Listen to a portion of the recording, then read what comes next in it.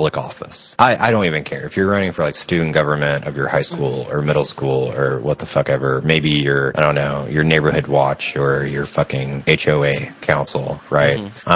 Don't take a page from the Nazis. Okay, like I don't care. Like, okay, so here's my thing. I don't care, like when we talk about stuff, I don't really care if you like agree or disagree with me, right? That's America. That you're entitled to your own opinion. I don't really care. Right. You can have your opinion. I can have my opinion. We can go about our ways like adults. Cool. Exactly. But when you do crap like use a flamethrower to burn books, you're just like, I'm sorry. Like, you're just always wrong. Like, it's when you start burning books, I don't really care what's in the book, right? It's just not good. Like, my mind literally goes to Nazi Germany. And then I'm like, yeah. It cool. Sets up really bad because, like, we learn about that in school. Like, everyone learns about Nazi Germany in school, you know, a little bit about it. And one of the things was them, you know, burning. What was the books they were burning again? So anything related to they were burning this book. Look who has the book. Queer. And also so I wanna know how horrible these books are. Naked. Interesting. These two books. How horrible are these children's books? Because, like, if you're burning them, there has to be, like, naked people in them, right? There's, like, hardcore sex happening in these books, right? People are fucking in these books, right? People are fucking in these books. They're fucking not. Okay, So here's the thing. So people like me, right? You'll see this viral video of someone burning books saying like, oh, if I get elected into office, I'm gonna burn all these books in the library, like these two. I'm gonna go out and buy the 2 books. So yeah, you're just you're making it's not working. Yeah, you're just gonna make people buy because like buy the literature. I'm curious, like, oh, why the fuck are you burning the book? And then second, also I'm going to buy it because I want to try to preserve the book in case more people start burning the book. But all right, so I opened up to a random page of this book, Naked. Oh boy, it's going to be so bad. Let's see what. Menstrual cycle. Look at that. That is so inappropriate. You know what the last thing young girls should, or any young children should learn about is a menstrual cycle. Why is it important? Why the fuck is?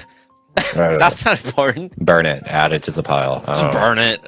I don't know. It's not important. It's so stupid. I don't know. I haven't been able to read all the book, but it's informational, it seems. Yeah, it seems very informational. If you don't like the book, just don't check the book out from the library. I don't know.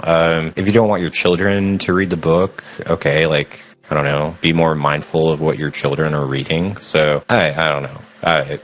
Yay, let's like spread hate by like going online. And it's not, and I know she's young too. She's 24. Yeah. How in the fuck is a 24-year-old running for any kind of Senate or anything? Like, what the fuck is going on with the world? So why does a 24-year-old have this strong of an opinion? This is like the bad thing though, right? So people have realized that they can get elected if they just make people angry and upset.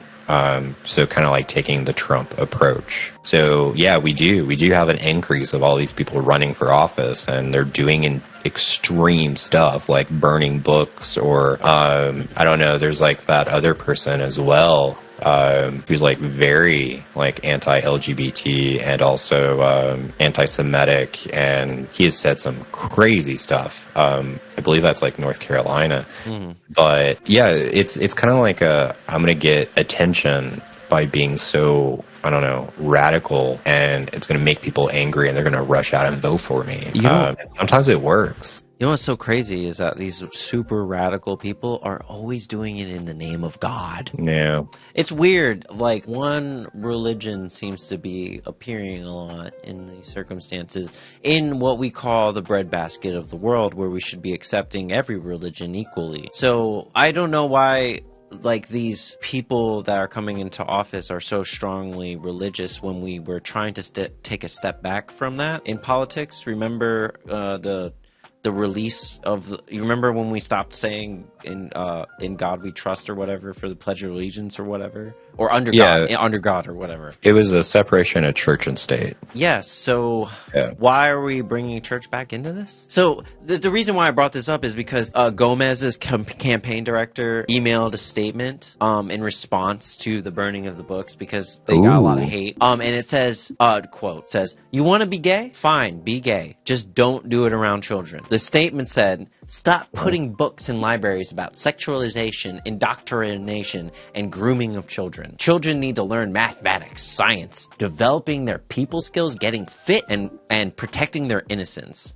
I agree with that. But what is insane to me is that they think them learning more about themselves is grooming. Because when I was younger, I was definitely a child of the queer community. And I had no idea what I was. I had no idea what was going on. And it wasn't like if someone told me, you know, hey, you might be gay. Or hey, you might be trans. It isn't like I would have been like, well, gotta hop on that bandwagon right as soon as possible. It may have been like, oh, wow, maybe I am. Let's explore that a tiny bit, you know?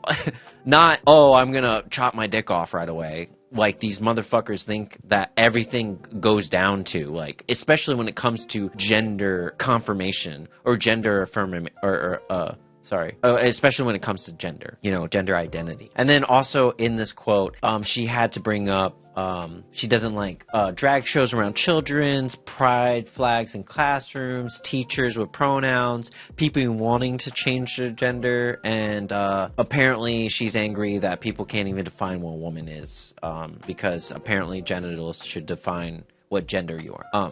Even though we have what's called sex for that. You know, it's you have the male sex and the female sex. Oh my gosh, there's like so much. So, yes, I, for one, don't think we should sexualize children. I think children should not be in, I don't know, situations where they're seeing like pornographic material. Oh yeah, I wholly agree with you with that. Yeah, 100% agree. Yes, you're correct. Educational materials, though, and also keep in mind, like, we are in the information age. We have computers. I mean, yeah, kids in middle school have cell phones, and they can just Google stuff, and they're going to have friends that are going to be able to Google stuff. Yeah, it's like, so if anything, you should be burning the cell phones, not the books. If like, anything, they should. You know what? I think there's a community of people where they do not have internet, they do not have electricity, and they have only the old school way of communicating. And the Christians. But if you want to be like them, you can move. You know, you can be like them. You can be Amish. Yeah, it's totally fine. You know? But I mean, that's like the thing, though. Like, I don't ever hear people like rushing to burn cell phones and destroy technology. I know, right? It's always the books. Like, they always go after the books. And also, like, I also, on the other hand, hear that, like, children aren't reading books, right? Like, oh, like, yeah, we need to get the children reading books. And it was like, okay, and send them to the library. Oh, the books are horrible. Burn the books. And it's like, okay. Well, I don't know. So now you're just enforcing the idea of not reading books. Yeah. So, yeah, I don't know. Your children are going to Google stuff. And I think the big thing here is that you should create an environment where your children feel safe and comfortable to come to you with questions if they see something that they don't understand. So yes. At like a gay pride parade, if they see something and are like, you know, like, mom, dad, like, what is that? Then you should be able to explain that and say, hey, you know what? That's not really something for someone your age. But yeah. For example, if you don't have your kids comfortable enough to talk to you about these things that may make them uncomfortable, then you have situations that develop and happen, like the next subject we're going to talk about, which is the Brianna Ghey trial and it wrapping up. What I'm trying to say here is that, like, if your kids aren't comfortable enough to talk to you and can't discover themselves comfortably because there's no information out there, they're always being denied it, then you're developing problem childs. You're problem kids that are going to have issues that might turn violent, and or they'll never get to discover themselves, or they'll keep it to themselves and hate you for not letting them be themselves. In this situation, we have a young trans girl who was being bullied, and it was and obviously she wasn't comfortable enough to tell anyone about it, and then it turned into this, and no one. I feel like if there was a parental figure who knew something about anything on any of these young kids' ends, that something could have been done. Some intervention could happen, you know? So the Brianna Ghey story, it's a very sad story. Yes, it is. But her convicted murderers, who are both 16. Yeah. From what I was like reading, the main girl, the ringleader that kind of carried out this plan against her, Amanda oh wait, hold on, what's her name? Jenkins? Oh wait, Scarlett Jenkinson is her name. But there was like so much stuff coming up in the trial of her like fantasizing about serial killers and her going to the dark web and her pretending to be a serial killer and like jeez, all of this like really dark stuff, which by the way, again, doesn't come from books. That comes from the internet. Cell phones that have access to the internet. Burn the internet. Burn the books. But no, I have like so many thoughts on this. One, how do two like 16-year-old people brutally stab someone to death, which is one of the most horrific things that you can do? It's a very from what I've seen from documentaries and stuff, like shooting someone is extremely different from like stabbing them to death, because like, and that's why usually whenever someone does that, they get the full books put on them, like they get the full sentence because they didn't stop, and it was literally you're this close to the person. That's just insanely crazy to me. My father, he was stabbed and shot both a couple of times, and he said like being stabbed is worse. It's definitely worse. You feel it going in, you feel it going out. Getting shot, it's kind of like an adrenaline. You're kind of in shock. You don't really know what happened at first, but being stabbed is like very up close, very personal. You know what's happening.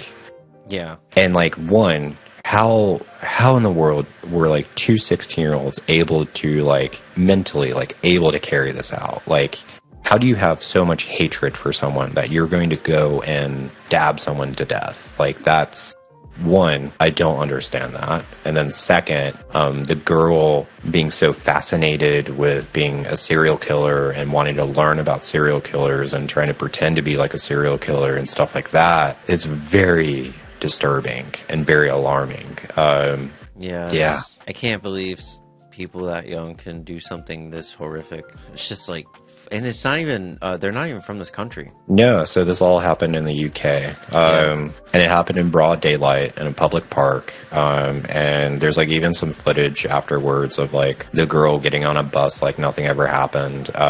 You know, I'm not a trained professional. I have not taken any like sort of like professional psychology courses or anything, but like, you know, it really seems like they're a sociopath or something, right? Like, I just didn't care.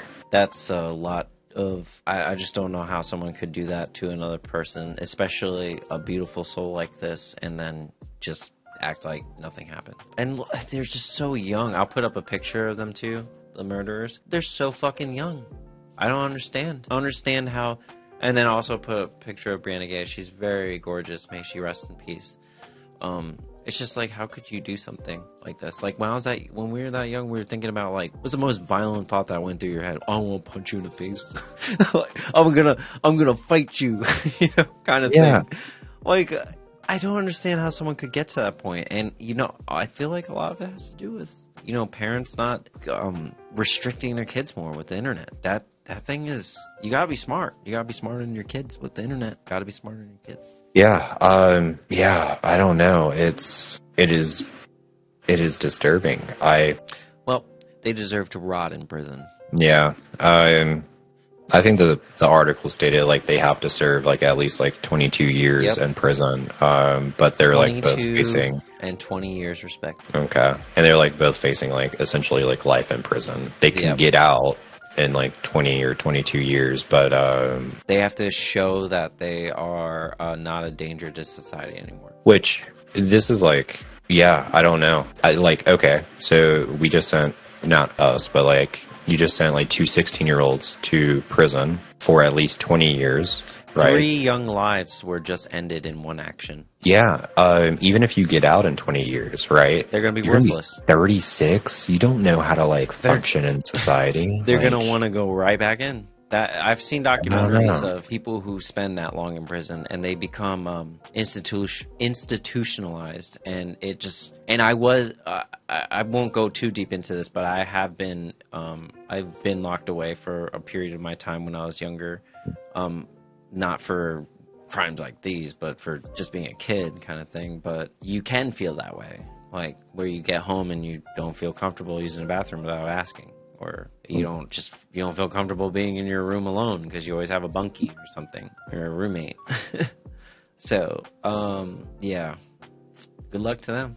You know? Yeah, very sad. It's very sad. It is sad. It's particularly sad for me because here we go with another transgender hate crime. Couldn't just let that person live their fucking life. Finally discovering themselves. Finally becoming who they want to be. Finally not lying to the world about who they are, living their truth, and you want to just fucking take that away from them. How dare they? How fucking dare they? They deserve to rot in that prison and be buried under it. How fucking dare they? But, I mean, it just goes back to my original statement, like parents at home and like information given to us. New information needs to be given to us at a younger age. We need to learn more about different people, because maybe if they were told about trans people when they were younger and their minds were developing, they wouldn't be so hateful towards them. I mean, we wouldn't have prevented the one young girl from going down the dark web and wanting to like be a serial killer, but maybe she wouldn't have targeted a trans person, you know? I think that girl definitely needed help. I think she had her own mental things going on. So, like, you know, in one way, society failed to, recognize that you had a very sick individual that's probably getting worse over time. And then on the other hand, society failed defending one of their own. So it's, I don't know. I don't really know if like teachers can identify these kind of things, like some sort of, I don't know, like test, like, hey, like, is my child a serial killer or going to grow up to be a serial killer? I don't know. But I just feel like, you know, this sounds like stuff that 16-year-olds don't do. Like it just doesn't make sense. It's like none of it makes sense. It's weird. I don't get it. Like oh my gosh, I remember when we were kids, like they were saying like, oh, like the video games are going to make them more violent and they're going to go like and now it just seems like we're just I don't know. It's weird. I don't think it's the video games, by the way. No, I don't think it's video games either, but the internet maybe. Yeah, I mean, I do know, like, at an early age, like, your brain is like a sponge. It's, like, absorbing as much information as it can. In your early years, it's very critical, like, what you are, like, exposed I don't know. Yeah. So, I don't know. I really don't know. I kind of wish that we had some sort of, you know, psychologist that could, like, come on and, like, talk to us about... And tell us a little bit more about how this works. But, it's very... I don't know. It's very sad. It's... May she rest in peace, though. May Brianna Ghey rest in peace. But, yeah, I just wanted to bring that up, and we want to kind of wrap up that little bit, because we did bring it up at one point in the podcast. And it was like at the beginning of the trial, like when it first started, I think, right? Oh no, actually, yeah, that was right. And now we're here at the closing of the trial, so it's nice to wrap up this little, come to a closing on it, you know, come to an end. and see justice be served. You know, justice be served in another country on foreign soil. I felt like, you know, they were gonna do wrong by Brianna Ghey over there just because she was trans. But now I feel more comfortable that they did right by her.